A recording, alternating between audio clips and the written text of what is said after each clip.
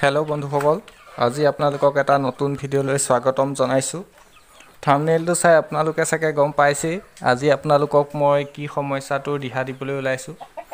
বন্ধুসকল, তাৰ আগতে এটা কথা আপোনালোকক কৈ থওঁ, যদি চেনেলটো ভাল লাগিছে, আপোনালোকৰ ভিডিঅ'খিনি সহায়ৰ উপযোগী যেন ভাবিছে, তেতিয়াহ'লে মোৰ চেনেলটো আগবঢ়াই নিবৰ কাৰণে চেনেলটো ছাবস্ক্ৰাইব কৰিব, ভিডিঅ'খিনি লাইক কৰিব আৰু প্ৰয়োজনীয় ভিডিঅ'খিনি যদি আপোনালোকে সহজভাৱে আনৰ জনাব বিচাৰিছে মোৰ চেনেলটোৰ বিষয়ে, তেতিয়াহ'লে ভিডিঅ'খিনি শ্বেয়াৰ কৰি দিব। বন্ধুসকল, আজি এতিয়া এই সমস্যাটো হৈছে ঘৰৰ পোহনীয়া কুকুৰাবিলাকৰ এটা সমস্যা। এই সমস্যাটো আপোনালোকে বিভিন্ন মানুহে দেখি আছে যি কুকুৰা পুহিছে, যে কুকুৰাৰ চকু ৰঙা পৰে, চকুৰ ছাল এৰাই যায়, চকুকেইটা উখহি যায়, সিহঁতি চকুৰে নেদেখা নিচিনা হৈ যায়, চকু মেলিব নোৱাৰে।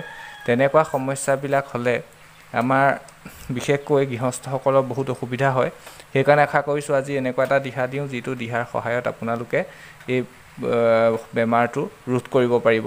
বন্ধুসকল, এই বেমাৰটো যদি ৰোধ কৰিব আপুনি বিচাৰিছে, তেতিয়াহ'লে আপোনাক অতি সহজে ঘৰতে পোৱা এবিধ দ্ৰব্য লাগিব। সেইবিধ হৈছে মিঠাতেল।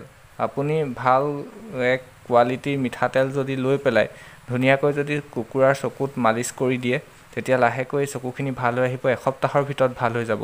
বন্ধুসকল, এই কামটো কৰক আৰু এই ৰোগটো নিৰাময় কৰক। আজিলৈ আহিছোঁ, ধন্যবাদ। আৰু